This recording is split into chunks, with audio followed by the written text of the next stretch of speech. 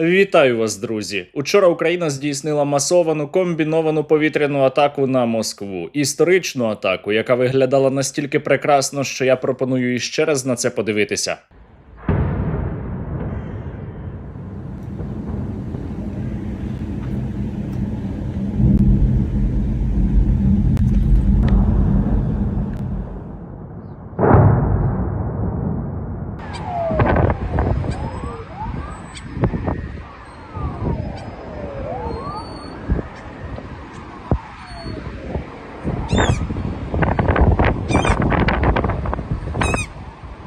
Я гадаю, можна впевнено казати, що московський нафтопереробний завод у Капотні припинив свою роботу на невизначений термін. За даними спільноти Кіберборошно, 16 червня було уражено установку ЕЛОУ АВТ-6, а учора комплексну установку Купен, до складу якої входить друга установка АВТ-6. Тому можна зробити висновок, що протягом кількох днів українські дрони уразили 100% первинної нафтопереробки московського НПЗ та повністю зупинили переробку. Повністю зупинила свою роботу установка Європлюс на московському НПЗ, яка коштувала 98 мільярдів рублей, яку особисто відкривав Владимир Путін. Як і очікувалося, внаслідок атаки і наступних пожеж вдень у Москві настала ніч, а потім випали нафтові дощі. І це прекрасно.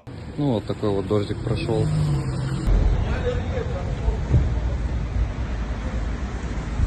Короче, у нас горит же НПЗ рядом. Вот. И дождь прошел. Мазутный. Просто трэш. Але у Мінекології Московської області повідомили, що ніяких нафтових дощів не було, ситуація нормальна, під повним контролем, але про всяк випадок мешканцям Московської області не рекомендували виходити на вулицю. Та москвичей і підмосквичей цікавило і інше. И вот у меня вопрос, почему нельзя было их сбить и почему их не сбивают? У росіян учора було багато питань до російської системи протиповітряної оборони. Вони запитували, що із нею не так і чому так багато пропущених. Ну, складно сказати. Напевно, варто подивитися наступні відео, де видно, як російські ракети до зенітних ракетних комплексів не влучають в українські безпілотники. І це було не один раз. Я ответственно заявляю, у нас лучшее в мире ПВО, и лучше нашей ПВО нет вообще ни у кого. Нету ее сегодня. А то, что иной раз какой-то беспилотник долетает куда-то достаточно глубоко, это, с одной стороны, даже хорошо, потому что мы получаем опыт отражения массированных налетов. О, ПВО?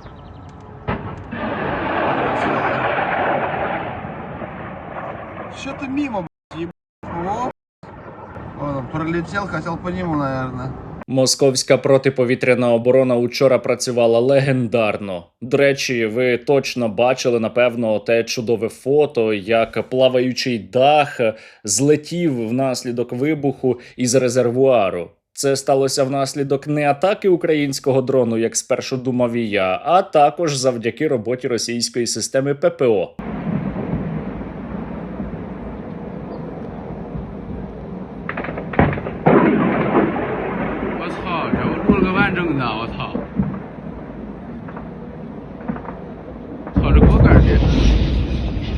Панцири, Буки, С-300, С-400 работают безотказно. Російські ресурси переконані, що така погана робота ППО пов'язана із тим, що росіяни дуже поспішали із новими ракетами до панцирей. Нещодавно російський військово-промисловий комплекс представив нові антидронові ракети для панциря ЗУР ТКБ-1055. Ви можете бачити їх на фото зліва. Передбачалося, що комплекси «Панцирь» зможуть бути озброєні великою кількістю таких ракет на один комплекс, і це суттєво посилить систему російської ППО, але, напевно, російські розробники дуже сильно поспішали і тому зробили те, що ви щойно бачили на відео. Коли палає Москва, це прекрасно, це чудово, це підіймає настрій, але не забувайте, що палати повинні усі російські окупанти, тому обов'язково закиньте на русоріз. Тим паче подивіться, як гарно працюють ті дрони, на які ви давали свої кошти. Ось приклад чудової засідки на російському блокпосту.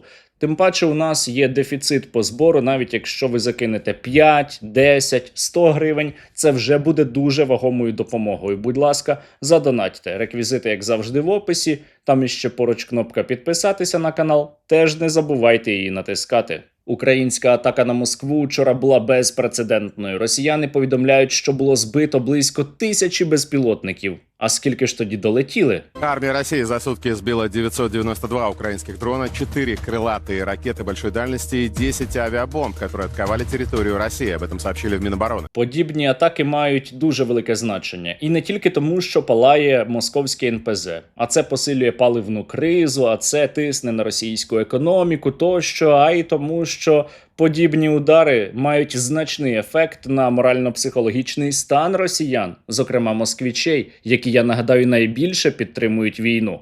Ребята, не знаю, что в Москве происходит, но происходит полная попа. Люди многие в Москве напуганы, потому что действительно атака была очень массированной. Я не знаю, что делать, тоже не знаю, ребята. Что мы будем делать? Один російський блогер учора був нажаханий. Він розповідав, що це відповідь України на російські атаки. І це дуже страшно. Москва уся дірява. Вот и подоспела очень жесткая ответочка от Киева, потому что вот все, что вы сейчас видите за моей спиной, это не Киев, это не какие-нибудь регионы отдельные, это Москва. И картина там ужасающая просто. Все, что происходит сейчас буквально за моей спиной, это Москва. Москва просто буквально превращается в решето. Чудова оцінка, я із нею на 100% погоджуюся. Щоправда, те саме створіння нещодавно насміхалося із України, тому що Україна погодилася не атакувати парад Владіміра Путіна. Зараз йому чомусь не смішно.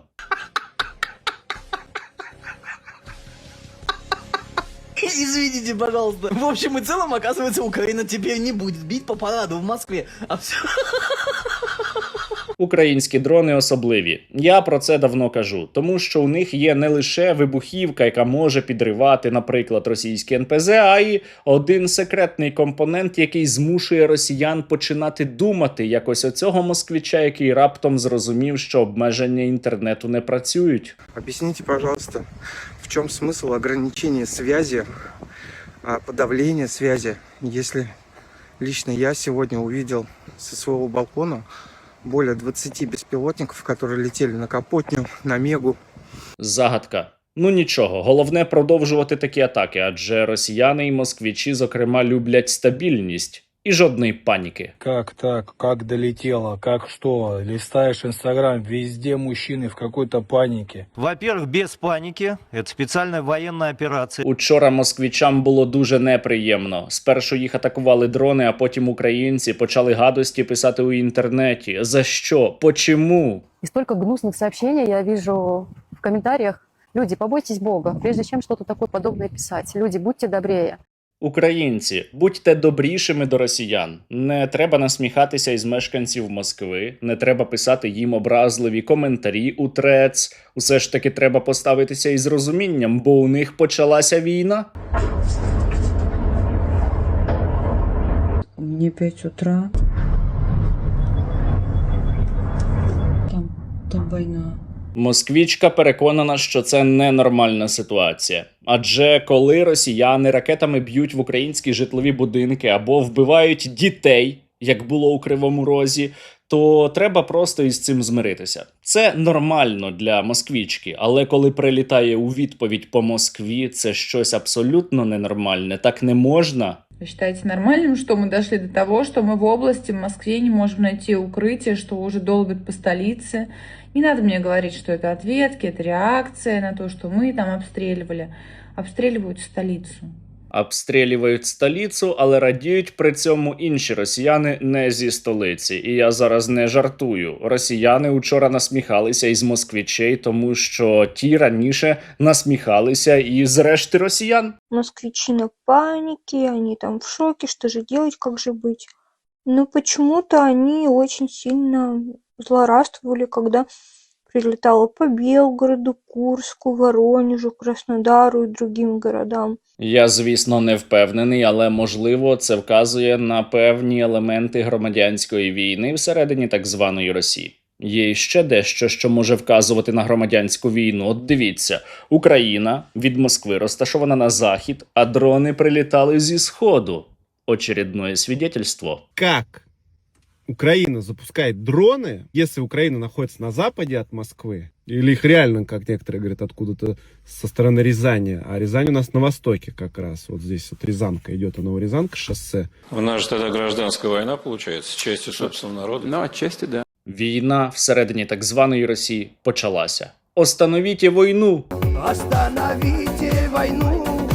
Із терміновим зверненням до Владіміра Путіна виступив російський окупант, який неодноразово добровільно їздив на тимчасово окуповані території України. Він патріот, він був за СВО, але зараз просить Путіна зупинитися. Напевно, вже варто припинити ту саму війну, яка СВО, яку росіяни, звісно, не починали. Сегодняшнее обращение у меня к нашему президенту Владимиру Владимировичу Путину.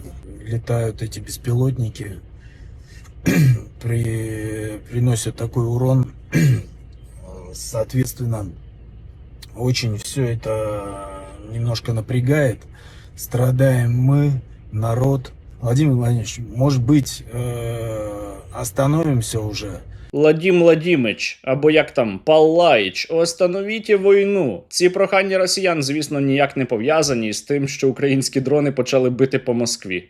Це просто в росіянах раптово миролюбство прокинулося. Пожалуйста, хватит, остановите эту войну. Не потому, что сегодня у нас полетели какие-то беспилотники и так далее. Пожалуйста, мы все хотим жить в нормальном и мирном мире. Ну тоді візьміть і скиньте свого божевільного дєдушку, який виступає за продовження війни, і повоюйте із тими росіянами, які також підтримують агресію проти України.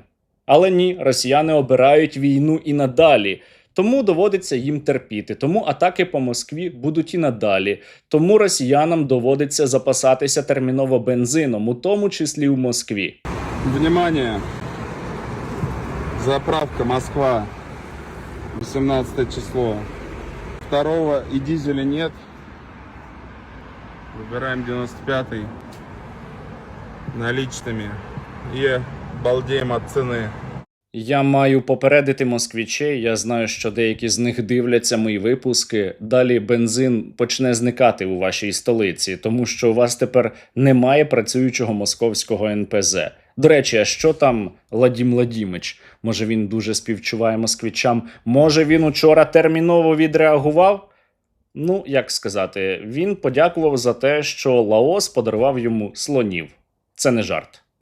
Признательны за решение лаосской стороны передать в дар России 2 животных, 2 слонов. Власне, оце і уся реакція поїхавшого, відірваного від реальності дєдушки, який хоче продовжувати війну. А це означає, що Москву будуть атакувати знову і знову. А це означає, що і українська балістика цього року зможе туди завітати. Ну, надо понимать, что это рано или поздно должно было случиться. И дальше будет, скорее всего, хуже. Те, що далі для росіян буде гірше, розуміють не лише самі окупанти, а й американська сторона, яка учора виступила із попередженням. Посольство Сполучених Штатів Америки опублікувало інструкцію для своїх громадян, які перебувають на так званій Росії на випадок поміченого безпілотника. Американцям рекомендують негайно відходити на безпечну відстань та шукати укриття. У відомстві наголошують, вибухи та атаки дронів фіксувалися не лише у прикордонних регіонах, а й у глибині так званої Росії, зокрема у Москві, Санкт-Петербурзі та Казані. У разі надзвичайної ситуації громадян закликають не панікувати, чітко виконувати вказівки місцевих служб та прямувати до найближчого сховища. А загалом Штати не рекомендують американцям відвідувати Росію. Тому що Україна повертає війну туди, звідки вона і прийшла. Тому що відбувається відновлення справедливості. Тому що Українська імперія поховає колонію. И то, что мы взяли и стерли для себя в сознании Украину как субъект, который должен быть уничтожен, это наш главный проигрыш в этом. А мы должны понимать, что там выросла империя настоящая. І я дякую кожному та кожній, хто допомагає нашому війську, хто донатить на Русоріз. Особливо регулярно. Регулярні донати мають величезне значення, бо завдяки вам наші воїни за минулу добу отримали іще 117 нових FPV. Ми, бійці окремої президентської бригади, батареї перехоплювачів, висловлюємо подяку фонду Сергія Стерненка і особисто Сергію Стерненку за надані дрони. Кожен переданий дрон – це знищена ціль і збережене життя. Донатьте на Шахедаріс, інвестуйте в свою безпеку. Разом до перемоги. Слава Україні! Героям слава! Ми підрозділ Асгард 412-ї бригади Немезіс. Дякуємо всій спільноті Стерненка за надання 50 дронів, які вже зовсім скоро полетять нищити русню. Разом до перемоги! Дякую нашим давнім друзям Сергію Стерненку та його спільноті за надані 30 перехоплювачів шахедів та комплекс наземного керування. НАТО не захистило нам небо. Ми це робимо разом з вами, з кожним, хто донатить на Русоріс. Десятки, сотні знищених ворожих крил вже не долетіли до ваших будинків. Ворог вже не такий впевнений і зухвалий, а ми стали ще сильніші. Перемога ближче. Дякую. Підрозділ Прайм 5-го прикордонного загону висловлюємо щиру подяку спільноті Сергія Стерненка за надані нам дрони на оптоволокні та наземну станцію, які будуть допомагати нам у боротьбі із спільним ворогом та нищити їх. Слава Україні! Героям слава! На жаль, росіяни зараз не зупиняться. Вони продовжать атакувати нашу країну. Вони і зараз готуються до нової масованої комбінованої атаки проти нас. Але Україна має чим відповідати. У України є карти, і наші удари ставатимуть усе сильнішими. Для того, щоб Російська Федерація впала, будьте у війську або для війська та максимально допомагайте силам безпеки та оборони України.